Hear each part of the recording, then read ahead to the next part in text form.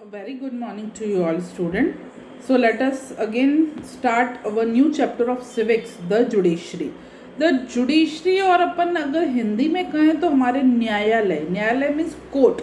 बेटा judiciary is the part or one of the organ of our democratic form of government. Our democratic form of government is having three tiers or three levels, that is legislative, executive and judiciary. Legislative means हमारे सारे ministers PM who use to take our day to day decisions on our behalf. Executive सारे IAS RAF सारे knowledgeable qualified बंदे जो उस decision जो कि legislative body minister decisions लेते हैं ना, उन डिसीजंस को जो फंक्शन में लाते हैं that is called as executives. And if any dispute arise regarding any decision in a country, then the problem solving body or justice giving body or decision making body is judiciary. So this chapter is regarding the third tier or third level और third organ of our government that is the judiciary, और हम कह सकते हैं हमारे courts और हमारे न्यायालय. And in any federal form of government, judiciary is very essential for the effective functioning, for the proper functioning, for the smooth functioning of any federal form of government. Federal form of government बेटा जब बहुत सारे इन लोग जो है decision making body में involve है, ठीक है. हमारे पार्लियामेंट में लोकसभा में कितने सीट्स है? 545 सीट्स. तो लॉट्स ऑफ पीपल. फिर फर्दर लेजिस्लेटिव एग्जीक्यूटिव है, फर्दर पावर डिवाइडेड है, लोकल लेवल पे भी गवर्नमेंट है, स्टेट गवर्नमेंट है, पंचायत समिति है. तो खूब सारे जो लोग हैं हम कह सकते हैं पॉलिटिकल लेवल पे इन्वॉल्व है. तो इन लोगों में पीस शांति बनाए रखने के लिए जो है जुडिशरी होना बहुत ज़्यादा ज़रूरी है, क्योंकि अगर कोई डिसीजन मेकिंग बॉडी जो जस्टिस करने वाली बॉडी नहीं होगी तो they will fight among themselves and there was a chairs in the country, mismanagement in the country. So judiciary is one of the important organ, important part of any federal form of government, any democracy of any country.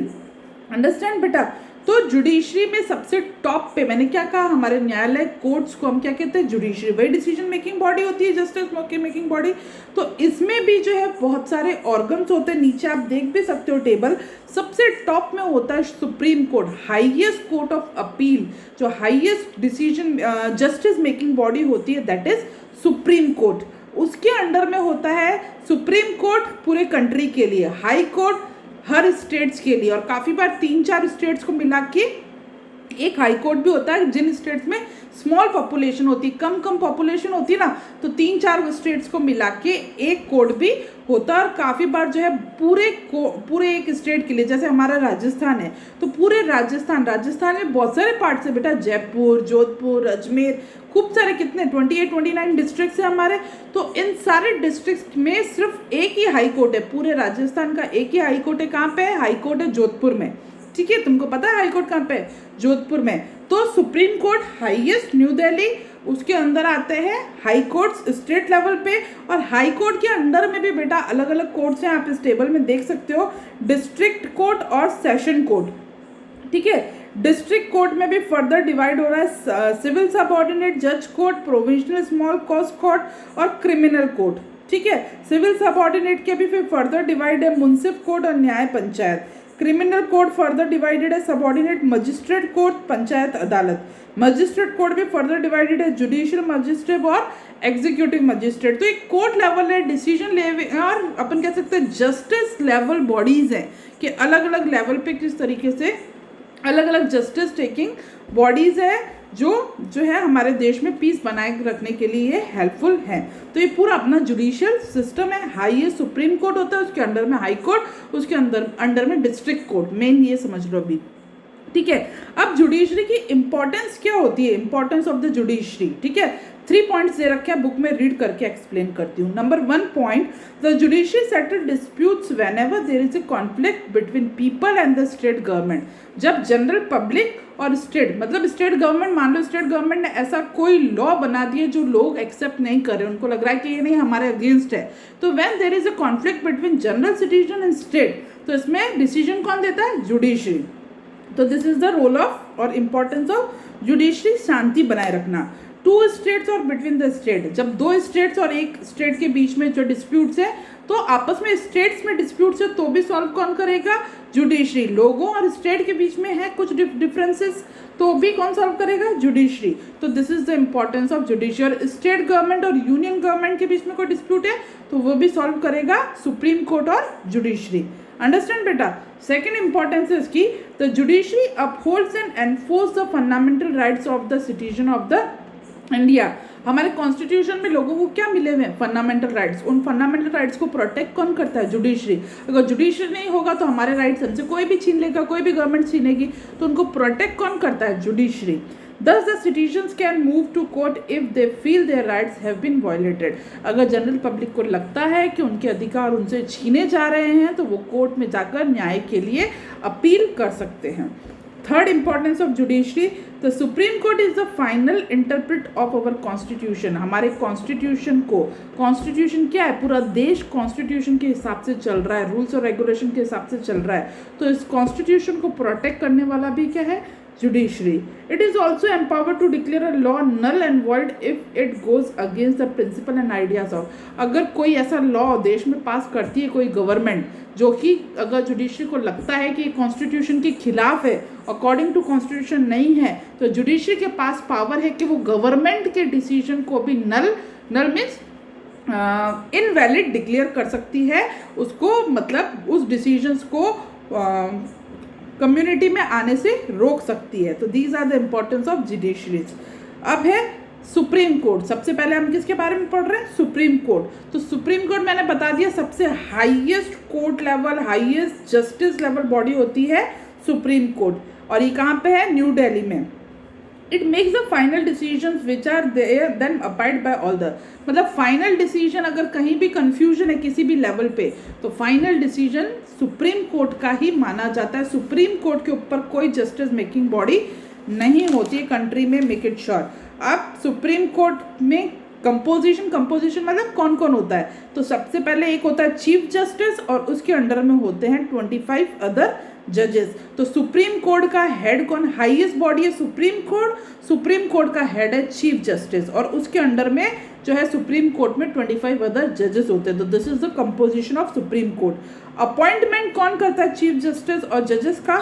तो president appoint करता है chief justice, और अकेला president appoint नहीं करता, वो दूसरे जजेस से कंसल्ट करके जो है सुप्रीम कोर्ट के चीफ जस्टिस को अपॉइंट करता है। और सिर्फ सुप्रीम कोर्ट के जजेस को ही नहीं कंसल्ट करता है प्रेसिडेंट, प्लस वो कंसल्ट करते हैं हाई कोर्ट के जजेस को भी। तो president with consultation with the judges of Supreme Court as well as the judges of High Courts, he appoints the Chief Justice of the Supreme Court. Who appoints? President. ठीक है। Further eligibility, अगर कोई supreme court का chief justice बनना चाहते हैं तो उसके लिए उनको क्या चीज़ें क्लियर करनी होगी, कि उसके लिए क्या कंडीशंस है, क्या एलिजिबिलिटी क्राइटेरिया है। तो a person must have the following eligibility, he must be the citizen of India. सबसे पहले तो वो इंडियन होना चाहिए। Second thing, have experience of at least 5 years as a जज ऑफ अ हाई कोर्ट। जो सुप्रीम कोर्ट के अंदर हाई कोर्ट होता है ना बेटा, एटलीस्ट 5 years उनके पास एक्सपीरियंस होना चाहिए कि वो हाई कोर्ट के जज रह चुके हैं, तभी वो सुप्रीम कोर्ट के जज बन सकते हैं। Further at least 10 years as an advocate of high court. ठीक है, या फिर तो 10 साल तक एडवोकेट बोलते हैं वकील को बेटा, कि 10 साल तक कम से कम वो एज ए हाई कोर्ट के वकील रह चुके हों, या फिर 5 साल हाई कोर्ट के जज रह चुके हों। तो दोनों में से एक कंडीशन होना जरूरी है। या फिर be a distinguished jurist in the president opinion, या फिर प्रेसिडेंट की नज़रों में वो एक्सपर्ट, एक प्रोफेशनल। डिस्टिंग्विश्ड जूरिस्ट का मतलब होता है एक एक्सपर्ट होना, एक प्रोफेशनल जो है उसकी नज़रों में होना चाहिए। तीनों में से एक कंडीशन फुलफिल होगी तो ही प्रेसिडेंट उस बंदे को as a chief justice of supreme court elect करेंगे। ठीक है, अब टर्म्स क्या हैं? The chief justice and other जजेस of the supreme court hold office till they attain the age of 65 years।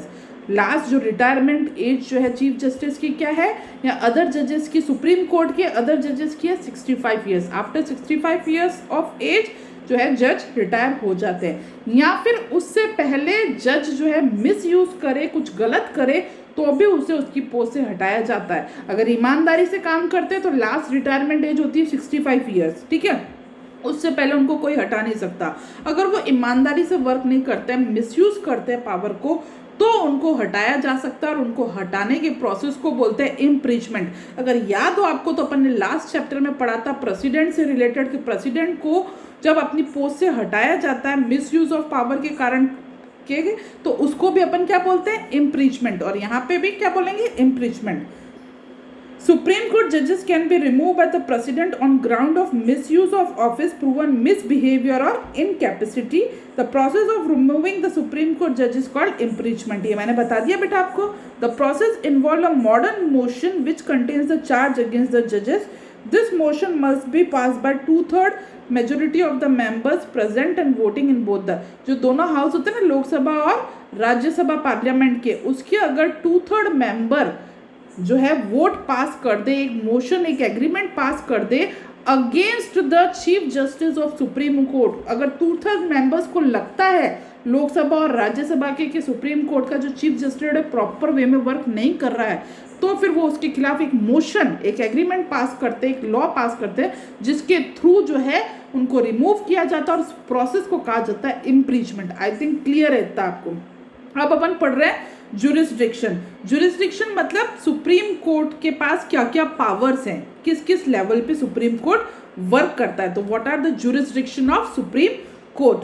तो jurisdiction refers to the scope of authority of the supreme court to carry out judgement and enforce law, कि किस level तक वो judgement दे सकते हैं, उनका क्या scope है, क्या एरिया है, क्या क्या फंक्शंस आते हैं सुप्रीम कोर्ट के अंदर। सबसे पहले आता है डिफरेंट एरियाज है। फर्स्ट है original jurisdiction, means the certain types of cases can originate in the supreme court alone. कुछ ऐसे केस होते हैं ना, वो दूसरे कोर्ट में नहीं जा सकते, वो सिर्फ सुप्रीम कोर्ट के पास है। कुछ इंपॉर्टेंट देश से रिलेटेड जो डिसीजन है वो हाई कोर्ट या छोटे मोटे कोर्ट्स में नहीं जाएंगे। तो ओरिजिनल जुरिस्डिक्शन मीन्स जो डायरेक्ट सुप्रीम कोर्ट में ऐसे matter, important matter, high level matter जो हाई कोर्ट और दूसरे किसी कोर्ट में नहीं जाएंगे, वो डायरेक्टली सीधा सुप्रीम कोर्ट में सॉल्व करने के लिए जाते हैं। अदरवाइज बेटा एक प्रोसीजर होता है, छोटे छोटे केस के लिए हम डायरेक्ट सुप्रीम कोर्ट में नहीं जा सकते। एक मेथड होता है, कंट्री का प्रॉपर रिटर्न रूल्स और रेगुलेशंस है कि कौन से केस किस कोर्ट में जाएंगे, तभी तो इतने सारे कोर्ट बने हुए।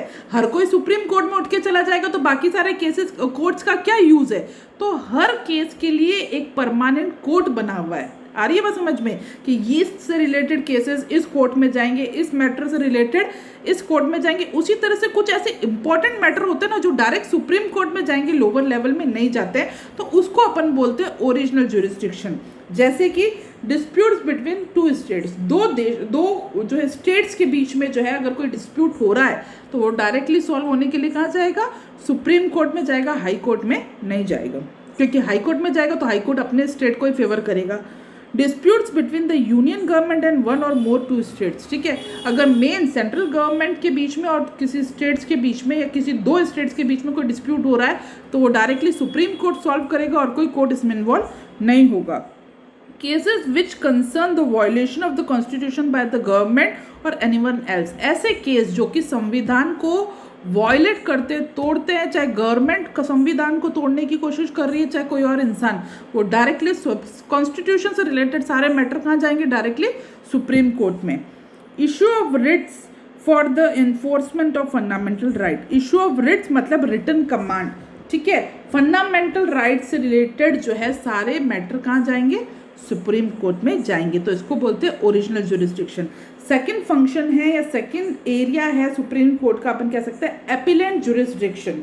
Appellant jurisdiction means the power of the court through which it can review the judgment of the high court. काफ़ी बार जो है हाई कोर्ट जो जजमेंट देता है ना, उससे जो है जिसके फेवर में या अगेंस्ट में जजमेंट आया ना वो सेटिस्फाइड नहीं होता है, तो उसके पास ये चांस होता है कि वो हाई कोर्ट से अब नेक्स्ट टाइम अपील करे, ठीक है। जब एक बार जजमेंट आ चुका है, हाई कोर्ट में डिसीजन दे दिया है, पर उससे अनसेटिस्फाइड होकर वो इंसान वापस केस ले जाए सुप्रीम कोर्ट में, तो उसको बोलते हैं बाय अपील या फिर उसको बोलते हैं अपीलेंट जुरिस्डिक्शन। जो डायरेक्ट केस ना आके दूसरे कोर्ट का या लोअर कोर्ट का केस जो सुप्रीम कोर्ट के पास जाता है, that is called as appellate jurisdiction. समझ में आ रहा है ना बेटा। The Supreme Court, being the highest judicial authority, has the power to review the decision of the High Court and gives its own judgment in matter of the civil and criminal cases. चाहे कोई भी civil case हो, चाहे कोई भी criminal case हो, supreme court जो है जजमेंट दे सकता है और हाई कोर्ट के खिलाफ भी हो सकता है. हाई कोर्ट ने जो डिसीजन दिया है सुप्रीम कोर्ट हो सकता है सेम डिसीजन दे, या पूरी हियरिंग सुनने के बाद मैटर को देखने के बाद हो सकता है वो डिफरेंट डिसीजन भी दे सकता है. और फाइनल डिसीजन किसका माना जाएगा? सुप्रीम कोर्ट का, क्योंकि हायर अथॉरिटी क्या है? Supreme court. तो supreme court of India was inaugurated on 28 January. कब बना था सुप्रीम कोर्ट इंडिया का? फर्स्ट टाइम सुप्रीम कोर्ट बना था 1950 में 28 जनवरी को, जिस दिन हमारा संविधान बना था 26 जनवरी को, उसके 2 दिन बाद. और अगर लेडी की बात की जाए तो पहली जो लेडी इलेक्ट होकर आई as a chief justice of supreme court वो थी फातिमा बीवी, जो कि 1987 में इलेक्ट होकर आई. अब बेटा कावेरी वाटर डिस्प्यूट दे रखा है. मैंने क्या बताया कि बाय अपील जो है सुप्रीम कोर्ट में जो है डिसीजन, जो अपन ने अपीलेंट जुरिस्डिक्शन पढ़ा या ये जो ओरिजिनल जुरिस्डिक्शन पढ़ा ना बेटा, इससे रिलेटेड एक इंसिडेंस दे रखा है कावेरी वाटर डिस्प्यूट. ठीक है, कर्नाटका और तमिलनाडु 2 स्टेट्स हैं, आपस में लड़ रहे हैं. तो सुप्रीम कोर्ट क्या फैसला देता है ये अपन पढ़ेंगे. रीड करके एक्सप्लेन करती हूँ फटाफट आपको मैं. रिवर कावेरी ओरिजिनेट्स इन कर्नाटका. कावेरी रिवर कहाँ से शुरू होती है? कर्नाटका से बहना शुरू होती है. In its lower course it's flow through Tamil Nadu, और फिर नीचे की तरफ जाते जाते बहते बहते वो तमिलनाडु की तरफ भी बहती है. There has been a dispute between these 2 states over the sharing of Cauvery. अब दोनों स्टेट्स आपस में क्यों लड़ रहे हैं कि कावेरी रिवर का ज़्यादा पानी कौन यूज़ करेगा.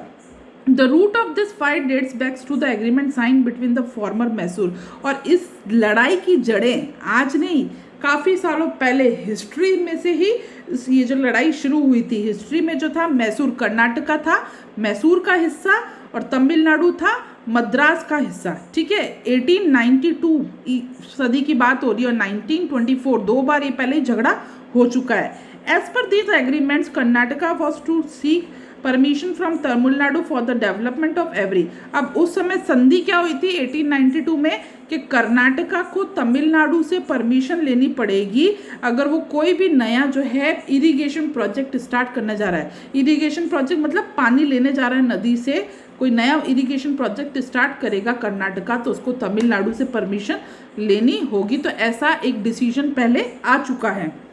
These agreement also restricted Karnataka to increase its area under irrigation as it would adversely affect the flow of Kaveri river water to Tamil Nadu. Plus इस एग्रीमेंट के तहत ये भी हुआ था कि कर्नाटका अब कोई नया इरिगेशन प्रोजेक्ट स्टार्ट नहीं कर सकता, क्योंकि अगर नया इरिगेशन प्रोजेक्ट स्टार्ट होगा तो कर्नाटका ज़्यादा से ज़्यादा पानी यूज़ करेगा, तो वो जो नदी बहकर तमिलनाडु में जा रही है वो नहीं जाएगी, वो वहीं रुक जाएगी. तो ऐसा कोई प्रोजेक्ट जो है कर्नाटका स्टार्ट नहीं कर सकता जिससे कि पानी कावेरी रिवर का पानी तमिलनाडु तक पहुंचने से रुक जाए. तो इस तरीके की संधि, इस तरह का डिसीजन पहले आ चुका है. In turn would affect the agriculture and the livelihood, क्योंकि तमिलनाडु का ये कहना है कि अगर कर्नाटका इस तरीके से नए नए प्रोजेक्ट स्टार्ट करता जाएगा तो तमिलनाडु के किसानों का क्या होगा, उनको पानी कहाँ से मिलेगा. Karnataka claim that both the agreements were in. अब कर्नाटका को क्या गुस्सा आ रहा है कि जो दोनों 1892 और 1924 दोनों टाइम जो एग्रीमेंट बने, जो डिसीजन आया, उससे सारा बेनिफिट किसको मिल रहा है, तमिलनाडु का, जबकि नदी शुरू कहाँ हो रही है, कर्नाटका से, पर बेनिफिट कौन खा रहा है, तमिलनाडु, क्योंकि तमिलनाडु से पूछे बिना कर्नाटका कुछ नहीं कर सकता.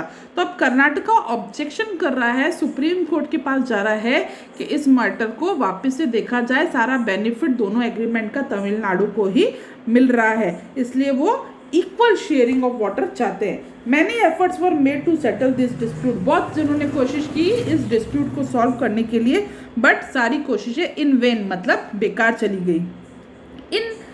In 1986, a farmer association from Tanjore in Tamil Nadu moved the Supreme Court and demanded a tribunal. Tribunal मतलब एक स्पेशल कोर्ट होता है, ट्रिब्यूनल एक स्पेशल कमिटी बनाई जाती है एक पर्टिकुलर मैटर के लिए. बाकी सारे कोर्ट तो हमेशा रहते हैं, बट एक जब स्पेशल कमिटी, स्पेशल कोर्ट बनाई जाती है सिर्फ एक मैटर को सॉल्व करने के लिए, उसके बाद वो ट्रिब्यूनल खत्म हो जाएगा.